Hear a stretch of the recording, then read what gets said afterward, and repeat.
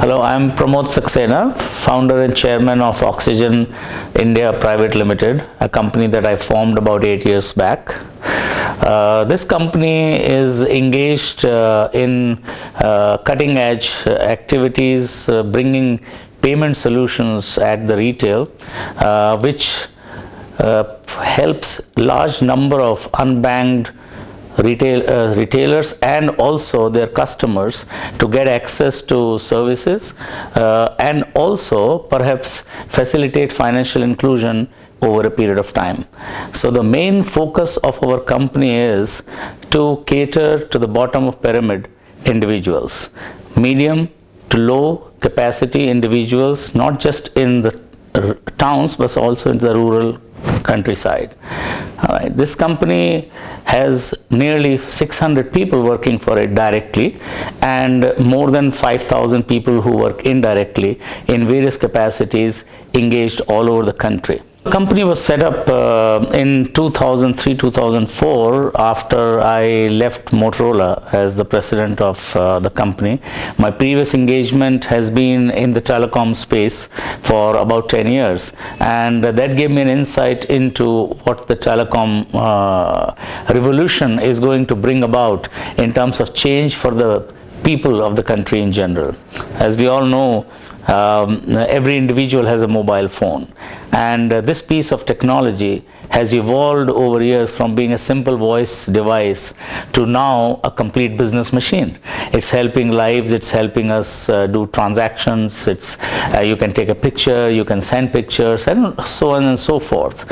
So we felt that if an ordinary person has a device which is going to be so powerful in his hands, how we can help to create a reach with this person in various ways of business.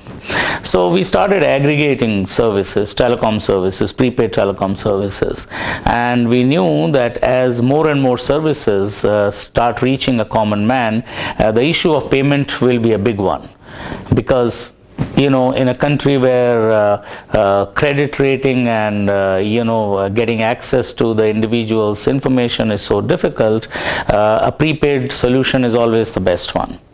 Direct to home satellite services came soon after, and they were launched on a prepaid platform. So we felt there is a great value to aggregate all services and service providers and bring them all in a single point in the hands of a retailer, which is the hub of activities where common man can come and pay and avail of any service. Primarily that was the concept, and this is the concept that we continue to grow, starting from Delhi into Bombay, other cities, and now we are pretty much present across 23 regions in the country, who have over 100,000 customer touch points. We also connect to retail chain stores apart from mom and pop stores.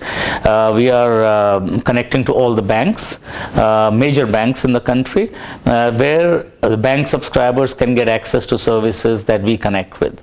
So we have an environment of connectivity which seamlessly works from the service provider right down to the consumer through a retail. That's the important point.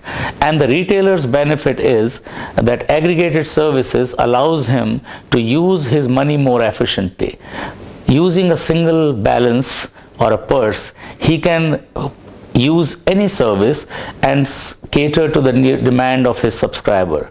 He doesn't have to stock individual service portfolios. So that was the driver for the retailer, and ultimately for the consumers who can get access to everything at a single point, basically for payment purposes. Going forward, we launched a mobile wallet. So idea was to give the access of all of these services now directly in the hand of a consumer who is savvy enough to use those from the mobile phone. And again, since majority of the people use cash for payments in our country, only 3% of nearly $700–800 billion of spend in the country is utilized through credit cards. Everything else is cash.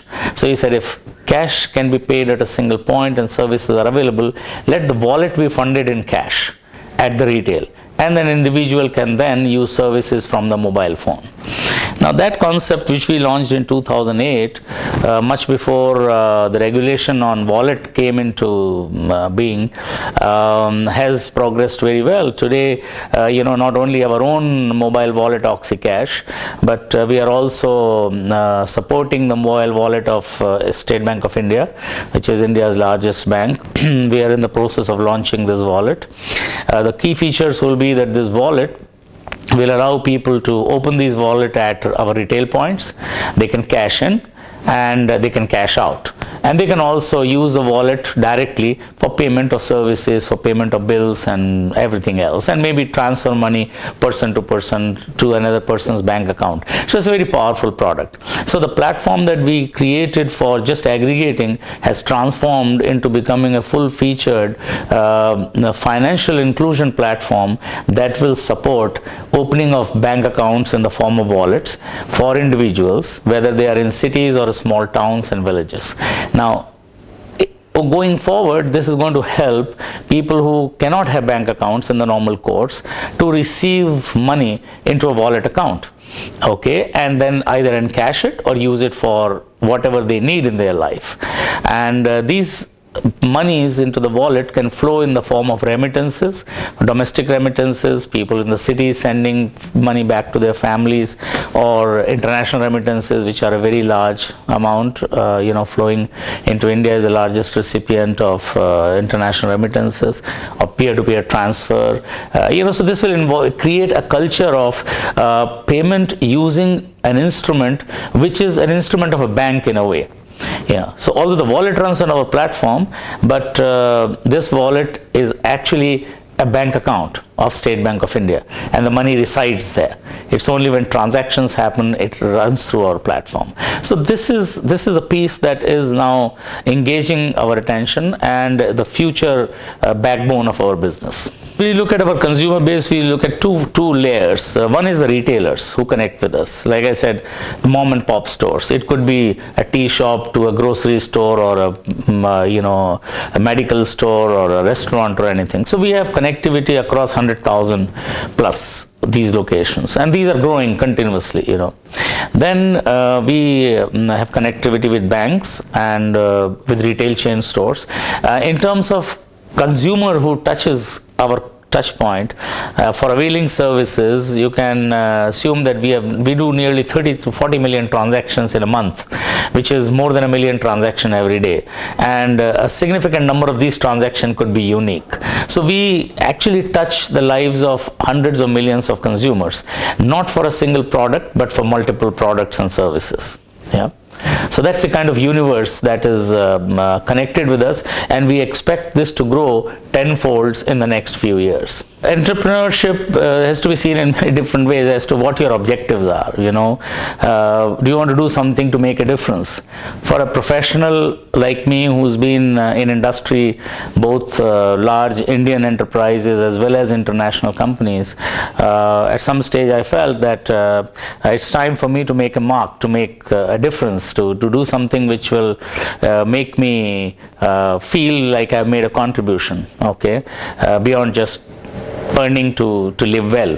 That's clearly everybody's objective, but you go beyond that. So what drives what